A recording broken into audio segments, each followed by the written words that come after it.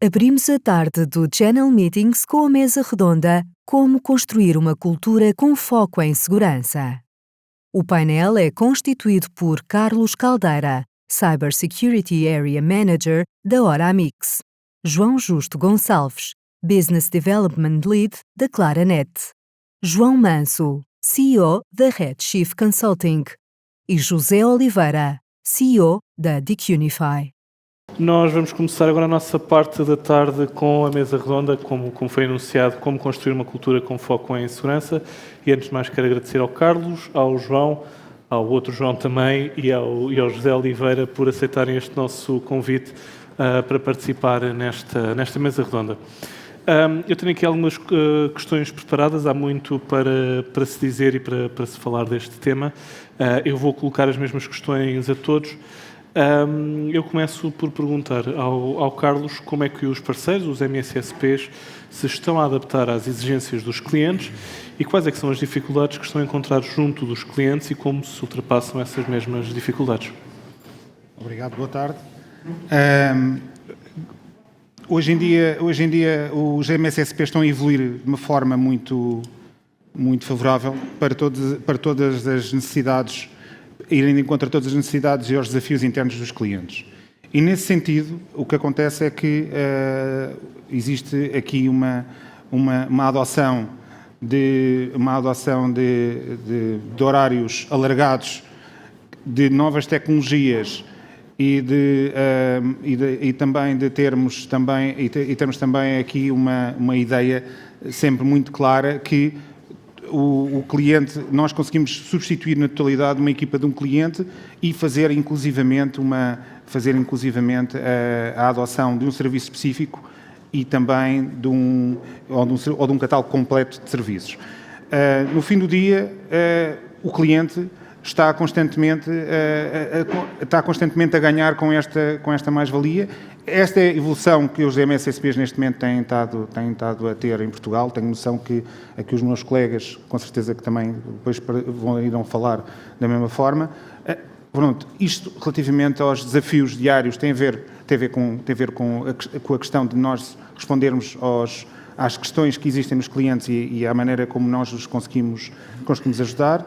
Depois também, num caso das dificuldades, as grandes dificuldades que neste momento nós sentimos têm sempre a ver com a maneira... Neste momento nós estamos a fazer uma mudança muito grande de paradigma. Porquê? Porque até agora grande parte dos serviços que são adotados de cibersegurança são recursos internos dos clientes. Muitas vezes temos que chegar, e a maior dificuldade é mudarmos esse paradigma e mudar essa forma de estar dos clientes em querer apenas as suas equipas internas. Como é que nós os ultrapassamos? Através de conversa, através de uma abordagem à gestão topo, falar com a gestão topo, explicar, e temos sempre uma abordagem de continuidade, e explicar quais é que são as vantagens para o negócio de uma adoção de um serviço como o nosso MSSP. Obrigado, Carlos. Eu gostava também de ouvir a opinião do João Gonçalves, da Logicalis, sobre este tema. João. Da Logicalis não sabe? Peço desculpa. Claranet. Da Claranet, mas somos seus amigos, não há problema. Mas em relação aos desafios que nós temos sentido por parte dos clientes nesta área da segurança, aliás, é curioso, portanto, o termo MSP e o MSSP já há muitos anos que se falam, não é? Portanto, não é recente. O que eu acho que é mais recente e mais relevante hoje em dia tem a ver com o facto de começarmos finalmente a ver modelos a serem executados no mercado relativamente à questão deste tipo de contratos. E eu acho que isso tem a ver com 2 ou 3 fatores que eu acho que foram relevantes e que aconteceram nos últimos 2, 3 anos. O primeiro tem muito a ver com uma consequência direta da pandemia, que é a explosão do trabalho híbrido, portanto, da força de trabalho corporativa, inclusivamente ao nível do governo, portanto, autarquias, governo central, empresas, todos nós. Portanto, houve a necessidade de colocar muito equipamento fora do perímetro da empresa, portanto, logo aí um stress para a gestão, como o Carlos aqui falava, quem fazia a gestão que era da empresa ficou com um trabalho muito considerável a ter que fazer essa gestão em termos de segurança também desse parque que estava fora. Depois, nos últimos anos, acentuou-se também uma tendência que já vinha de trás, mas que continuou, que é em todos os setores verticais, e a Claranet, como aqui se falou de manhã, tem-se vindo a alinhar verticalmente com os setores. Nós temos visto que todos os equipamentos, muitos deles até que nem estavam muito relacionados com a área da IT, começaram a estar ligados ao IT. É o caso dos equipamentos médicos, todos cada vez mais geridos remotamente e ligados à rede. É o caso de equipamentos industriais, é o caso das câmaras de videovigilância, que já estavam e continuaram a estar, e com acesso a mecanismos de analítica que obrigam acesso a servidores. Portanto, tudo o que já acontecia, aconteceu ainda mais nos últimos anos. E, finalmente, outra coisa que tem vindo a acontecer, isto é mais recente, no último ano, é que o número de ataques aumentou. Ou seja, não só os responsáveis de informática ficaram assoberbados com o trabalho, com tudo isto a acontecer, como viram acontecer também o número de ataques a aumentar muitíssimo. Esses ataques já agora têm uma característica especial. O Rui Duro aqui de manhã, penso que o número que ele recomendou foi 38% de aumento de ataques. É possível, mas nós sabemos que têm sido muitos. O que tem vindo a ser comentado na imprensa é que, inclusivamente, há uma diferença. A tipologia de ataques tem vindo a mudar. Com a guerra na Ucrânia, há grupos organizados pró-russos que têm se dedicado ostensivamente a atacar instalações e organizações no espaço ocidental. E nós fazemos parte desse espaço e, portanto, temos vindo a sofrer com isso. São grupos que estão identificados, trabalham na Dark Web, contratam, têm uma agenda de comunicação e de ataque curiosa, não é? Portanto, nesse aspecto, portanto, é uma máquina a trabalhar, estão referenciados, ainda aqui há pouco tempo houve artigos sobre isso, grupos que dão pelo nome de Killnet, o No Name 057, não confundir com o nome Name Boys, que esses atacam de outra maneira. E toda essa gente tem uma diferente tipologia de ataques relativamente aos outros, que é, enquanto os ataques que havia até há 2 anos atrás tinham por missão pedir resgates, roubo de credenciais com o objetivo de trazer alguma coisa, os ataques agora têm um caráter destrutivo. Portanto, estes grupos o que pretendem é entrar nas organizações, dar cabo dos dados, dar cabo de toda a infraestrutura para complicar a vida às instituições ocidentais. Vimos os ataques na DGS, aqui em Portugal, no Governo de França, no Governo de Espanha, no Governo de Itália, ataques a governos outros, bancos. Nós aqui, para além da DGS, tivemos faculdades, enfim, que sabemos no setor os mais conhecidos, depois no setor privado nem todos são falados, mas também muitos são conhecidos, e são ataques maus, são maus. Portanto, isto para dizer que chegámos aqui, portanto, o MSSP agora tem, de facto, a razão de ser, porque não há forma, e o Carlos aqui já comentou, de que as próprias equipas dos clientes consigam fazer frente a tudo isto. E, portanto, nós hoje em dia, de facto, conseguimos ver, e estamos no mercado, e os clientes conseguem apreender o valor que este modelo traz para resolver e mitigar este problema. Há aqui outro aspecto importante que tem a ver com o facto de que os próprios fabricantes de tecnologia, que dão as ferramentas e as plataformas para que isso permita acontecer, também se adequaram e se ajustaram, e os modelos hoje em dia são mais ajustados económica e em termos modulares à questão daquilo que o mercado precisa para isso. Portanto, entre uma coisa e outra, o MSSP neste momento tem uma boa aderência com as necessidades dos clientes e vemos que é uma boa resposta para os clientes nessa área. Obrigado, João, da Claranet. Queria dar agora a palavra ao José Oliveira. Como é que os MSSPs se estão a adaptar às exigências dos clientes e como é que estão a ultrapassar as dificuldades? Ser o terceiro a falar já sobre isto já deixa muito o espaço um bocado curto. Eu dou-te a cabo. Não, mas ainda há algumas coisas que se podem acrescentar aqui ao que os meus colegas acrescentaram, mas antes disso permitam agradecer o vosso convite e cumprimentar todos que ainda se mantêm aqui connosco. Sei que da parte da manhã estiveram mais pessoas, mas cumprimentar aqueles que ainda se mantêm depois do almoço, porque acho que o tema ainda vai ser interessante do resto da tarde. Mas dizer o seguinte, na minha visão e na visão da Tecnify, complementando aquilo que os meus colegas já disseram, eu acho que o paradigma de endereçar a questão da cibersegurança mudou.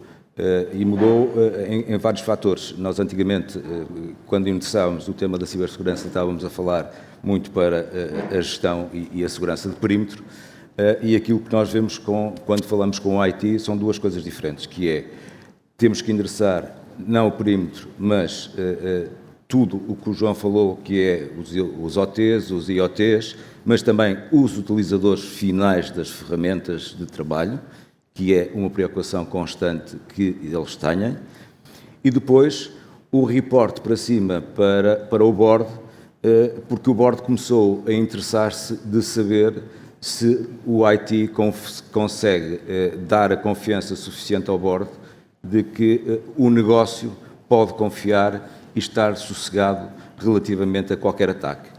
Todos nós sabemos que não há nenhum de nós que não vá ser atacado, vamos ser atacados, não sabemos quando, mas aquilo que as comissões executivas pretendem é que hajam planos instituídos que, quando nós formos atacados, o tempo de resolução ou o tempo de reposição de serviço há de ser o menor possível e que nós tenham o menos impacto possível na nossa organização. E, portanto, aquilo que os MSSPs contribuem, na minha perspectiva, têm vindo a contribuir, é retirar algum trabalho que as equipas da IT não têm, quer por capacidade técnica, quer por capacidade de recursos, para endereçar todos estes desafios e, por outro lado, também serem um pouco consultores dessas equipas da IT a preparar todos estes cenários e ajudá-los a preparar todas estas mudanças e a maneira de prepararem os seus environments para estarem mais resilientes para quando alguma coisa for acontecer. E, portanto, este é o desafio que nos está a ser posto e é isto que nós nos estamos a preparar para dar respostas aos nossos clientes, obviamente, acima de tudo, que também já os meus colegas já referiram e que eu subscrevo, obviamente. Obrigado. João Manso tem certamente alguma coisa a dizer sobre o tema. O que é que tem a acrescentar aqui sobre como é que os MSSPs estão a adaptar aos clientes e a essas dificuldades? Tentar dizer alguma coisa diferente. Então vou falar de sendo um bocadinho mais radical. O problema de que nós, como MSSPs e Service Providers de Segurança, estamos a atravessar atualmente é uma crescente maturidade dos clientes. Devido à regulação, eles começam a perceber que têm que cumprir, não é só pôr uma cruz num formulário. Começam a ser mais exigentes do ponto de vista do delivery do serviço, mas ainda têm muita imaturidade na escolha e na gestão dos serviços que contratam. E aquilo que nós temos atravessado com mais regularidade são os problemas de colaboração entre parceiros desta sala, que é o cliente está perante um ataque, o parceiro que tem o MSSP tem uma dificuldade tremenda de colaboração com o parceiro que tem o Managed Service de infraestrutura e mais ainda com o parceiro que tem Managed Service de Data Center. E parece que toda a gente, quando tenta contribuir, em vez de ser para a solução, contribui para o problema. Dificultam, não estou de acordo com o contrato, não é assim que eu quero, não é assim que eu gosto. E se o cliente não tiver maturidade para gerir contratos, entramos num lodo muito grande. E nós temos atravessado isso como MSSPs em algumas situações. E, portanto, aquilo que é mais desafiante, acho que na nossa economia, era conseguíssemos colaborar com mais eficácia. Não querer ter tudo dentro de um cliente, admitir que o cliente pode querer contratar partes, admitir que nem todos somos capazes de fazer bem tudo e, portanto, escolher aquilo que somos capazes de fazer bem para entregar melhor, porque vamos ser poucos. Vai haver muito mais empresas a pedir serviços de cibersegurança do que empresas de cibersegurança com capacidade de dar serviço. E, atualmente, ainda existem muitos MSSPs que vendem bem aquilo que não têm.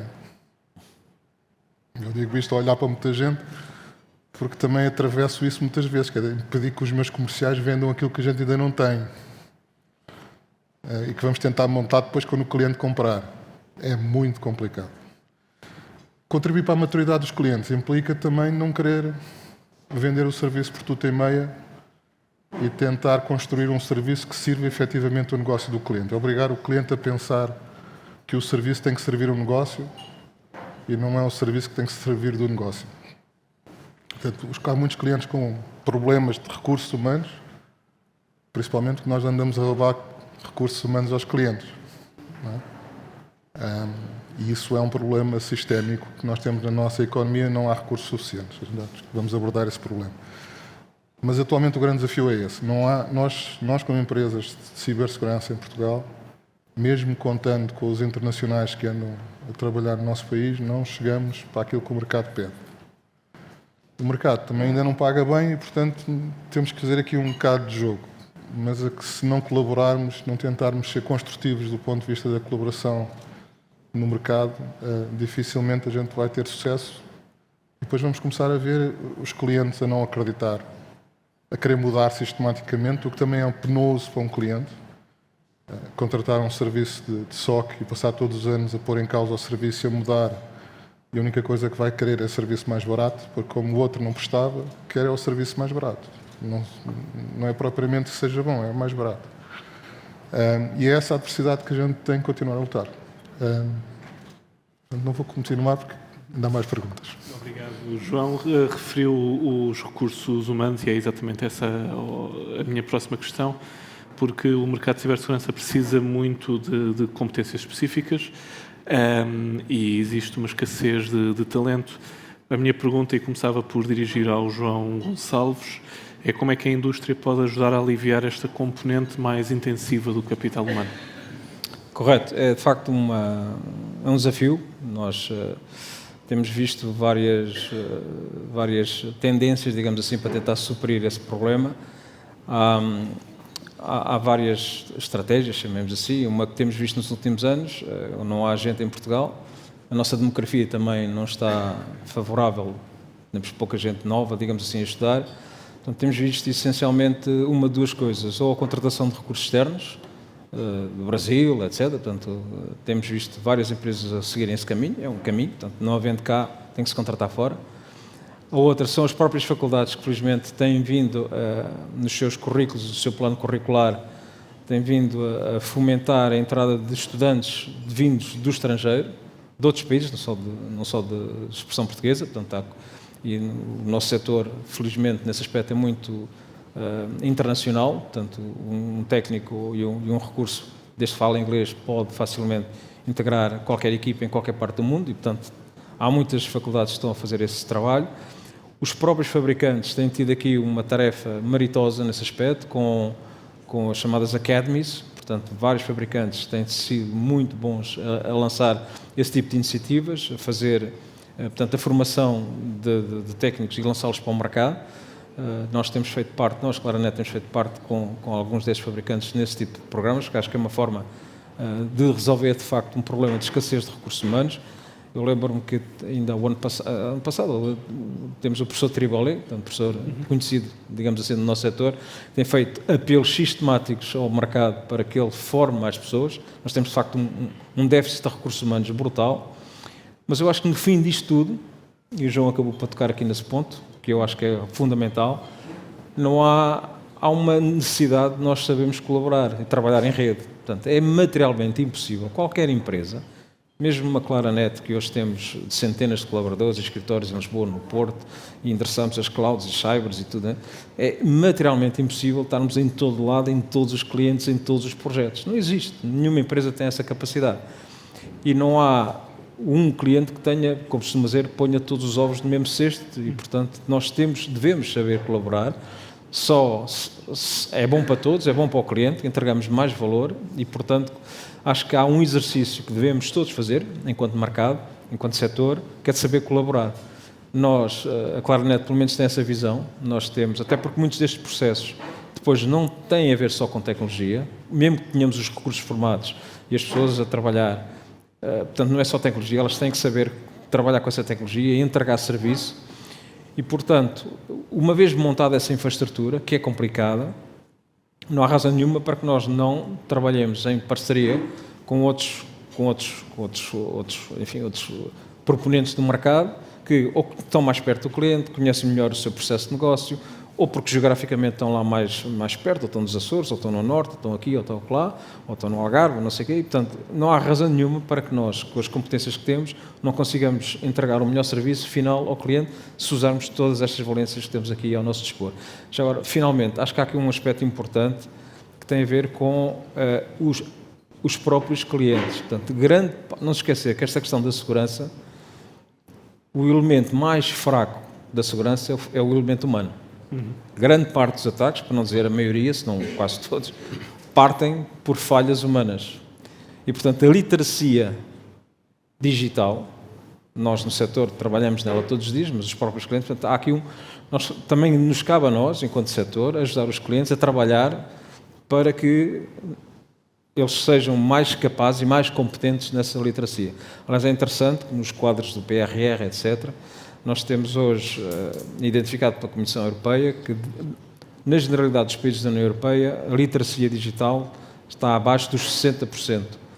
Portanto, digamos que a Europa não é tão competente como poderia ser. E há um roadmap para que atingir a meta dos 80% de literacia digital competente até 2030. Portanto, eu acho que faz parte do nosso trabalho, enquanto setor, trabalhar com os clientes para que eles sejam mais competentes. Até porque um cliente mais competente é um cliente que, o João há pouco tocou nisso, acaba por perceber o valor de determinados processos. E se perceber o valor, todos nós seremos remunerados por isso. Portanto, é um trabalho que nos compete a todos também. Obrigado, João. Antes de dar a palavra ao José, eu pedia para serem um pouco mais curtos, porque nós temos cerca de 8 minutos e meio e eu ainda gostava de fazer mais uma questão. José, como é que a indústria pode ajudar a aliviar esta componente mais intensiva do capital humano? De facto, o capital humano é muito crítico e é difícil de nós arranjarmos de um momento para o outro. O João já tocou aqui em algumas soluções que eu subscrevo. Já de uma parte da manhã, no outro painel, foi abordado as parcerias e, de facto, é o caminho que nós temos que seguir, porque não conseguimos formar pessoas facilmente e a complementaridade entre nós tem que ser o caminho a seguirmos. Depois, obviamente, que temos que formar e dar capacidade às pessoas que temos em nossas casas para que elas se sintam bem, e isso é uma coisa que nós temos feito dentro da Decunify. O nosso primeiro objetivo é criar as melhores condições possíveis, e não estou a falar só de dinheiro, porque neste momento as pessoas não valorizam só o dinheiro, mas todo o ambiente empresarial é fundamental para as pessoas se sentirem bem e, portanto, para que elas não se sintam tentadas a sair. Essa é uma das preocupações que nós temos. E depois também não irmos atrás de todos os negócios quando nós não temos capacidade de os fazer e, portanto, nós precisamos. É melhor não fazer esse negócio do que fazer mal esse negócio e portanto, vamos até onde é possível. Há uma componente que aqui nos fabricantes eu tenho assistido e acho que tem contribuído um pouco para aliviar a carga, quer nossa enquanto MSSPs ou prestadores de serviços, ou o que é que podemos chamar, quer dos departamentos de IT, é que a inteligência artificial que tem vindo a ser trazida para cima da mesa na gestão, nas ferramentas de gestão que os diversos fabricantes incorporam, tem permitido a identificação prematura ou o descartar de falsos positivos em muitas situações, que essas também vão contribuir para que eu tenha que estar a analisar milhares de eventos e vou só ter que analisar 3 ou 4 eventos. Isso é também, acho que é qualquer coisa que eu acho que a inteligência artificial, bem utilizada, nos vai também ajudar no futuro. Obviamente que temos de ter muitos cuidados com isto, mas vamos ter que saber tirar o melhor partido desta inteligência artificial para também nos poder ajudar, e estou a tentar condensar o mais possível a minha análise, porque haveria muito para falar sobre isto. Certamente. E dar algum tempo ao João, que senão ele não vai falar. Obrigado, José. Sim, ainda temos o João e o Carlos. Eu avançava com o João Manso sobre o mesmo tema. Então, eu vou dar agora razão ao José. Vou brincar um bocadinho. Eu, se pudesse, dava uma licença de ChatGPT a cada um dos nossos técnicos para eles poderem usar. Mas a tecnologia de inteligência artificial ainda não é a solução para todas as dores. Já ajuda. Nós temos essa experiência, porque desde que o ChatGPT e outros apareceram no mercado, os nossos técnicos júniores começaram a fazer muitas perguntas à inteligência artificial em vez de ser aos séniores, e começaram a duvidar dos séniores porque a inteligência artificial diz outra coisa, que estes sui generis geram umas discussões interessantes dentro da empresa. Portanto, a inteligência artificial foi proibida em projeto, que é para não haver brincadeiras, que quem manda é o sénior, não é? Tem que haver uma liderança e tem que haver uma decisão, mas é um desafio grande. Nós hoje já ultrapassámos a centena de pessoas, técnicos, a grande maioria são jovens. Nós usamos um esquema que a gente batizou de capoeira, né? Contratamos quando eles ainda são ovos, temos uns galos, umas galinhas para tomar conta deles enquanto eles chocam, depois eles nascem e a partir daí a gente tenta os desenvolver. Depois o desafio é não os perder, mas é um desafio grande a sustentação dos recursos humanos. Obviamente contratar séniores no nosso país é cada vez mais complexo. Há bocado, falando de verdade, nós andamos a roubar muitos aos clientes, porque são os mais baratos, porque quando eles vêm para nós já se tornam automaticamente mais caros, não é? E depois o desafio é não os perder para o internacional. E dando um bocadinho também razão a José, o desafio não é só financeiro, é cada vez mais espírito de equipa, contexto empresarial. Eu uso a máxima, já o defendo há muito tempo, eu estive aqui há uns meses atrás a falar nesta mesma sala sobre recursos humanos, mantê-los satisfeitos e confortáveis com aquilo que fazem. Ou seja, terem a convicção que estão a ser pagos para fazer aquilo que gostam. Esse é o grande desafio das nossas organizações, não os obrigar a fazer coisas que os jovens não gostam e quando virmos que eles estão insatisfeitos, enquadrar-nos rapidamente para não o perdermos. E esse tem sido o nosso desafio do ponto de vista de crescimento. Obviamente que é complicado porque muitas vezes estamos num projeto e a gente precisa de mão de obra, não é? E, portanto, o grande desafio é conseguir ter a mão de obra certa, qualificada e motivada para conseguir fazer os projetos. Mas esse, para a frente, é tudo pior, não há melhor. Portanto, há muita formação académica, formação na área técnica, escolas técnicas a formar muita gente. Nós cada vez mais contratamos recursos que não têm nada a ver com tecnologia e damos-lhe formação na área da cibersegurança e de repente temos outros mindsets de pensamento envolvidos que não são só pessoas que vêm com vontade de mexer em Linux ou programar ou bater tecla para programar Python. São pessoas que têm uma visão mais virada para o negócio, mais orientada para o problema do cliente. Isso faz-nos também crescer em maturidade, também porque isso é aquilo que nós vemos lá fora. Depois temos o outro grande desafio, que é, como em Portugal os clientes pagam mal, a gente tem cada vez mais exposição ao estrangeiro. E muitos de nós já começamos a trabalhar muito internacionalmente e de repente fragilizamos a oferta nacional. E isso é um grande desafio para a nossa economia, que é muitos de nós preferimos agora trabalhar com redes no estrangeiro do que com as redes portuguesas. E a maturidade portuguesa está a crescer, mas a nossa qualidade de serviço não está a crescer à mesma velocidade. Portanto, são os desafios dos recursos humanos. Obrigado, João. Carlos, vai ser a última intervenção da nossa mesa redonda. A pergunta é a mesma: como é que a indústria pode ajudar a aliviar esta componente mais intensiva do capital humano? Sim, repetindo um bocadinho aquilo que já foi dito pelos meus colegas, nós vemos sempre esta problemática tem duas abordagens. Uma abordagem mais relacionada com tudo o que tem a ver com o facto de nós termos que diminuir um bocadinho a fadiga dos analistas e de quem faz o trabalho mais rotineiro. E, obviamente, essa fadiga é muito importante que nós tenhamos processos automáticos ou semi-automáticos de forma que se possa ajudar sistematicamente no seu cotidiano e fazer com que eles possam ter outro tipo de desafios dentro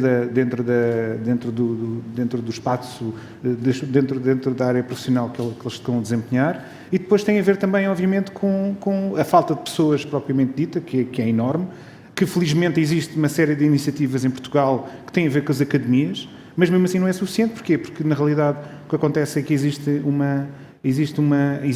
academias existem e depois o que acontece é que é muito difícil reter as pessoas, porque as pessoas estão sempre, muitas vezes, voltadas para multinacionais que lhes dão melhores condições.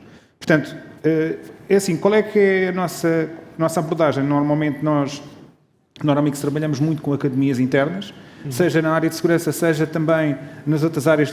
Todas as áreas da empresa, nativamente, têm sempre academias que nós vamos buscar pessoas ao mercado e que as formamos para ficarem dentro da empresa e depois, a partir desse momento, as desenvolvemos, fazemos com que as pessoas tenham desafios, que tenham, obviamente, também condições financeiras e acessórias que as possam manter e depois, obviamente, também formação e certificação continuada faz com que exista um plano de carreira dentro da empresa e, obviamente, felizmente, a nossa retenção e a nossa percentagem de retenção de recursos dentro da empresa tem sido bastante elevada graças a isso. Obrigado, Carlos. Nós já terminámos o nosso tempo, tínhamos conversa pelo menos para outra meia hora.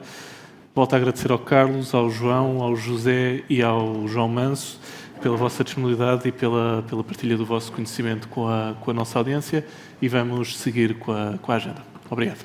Obrigado.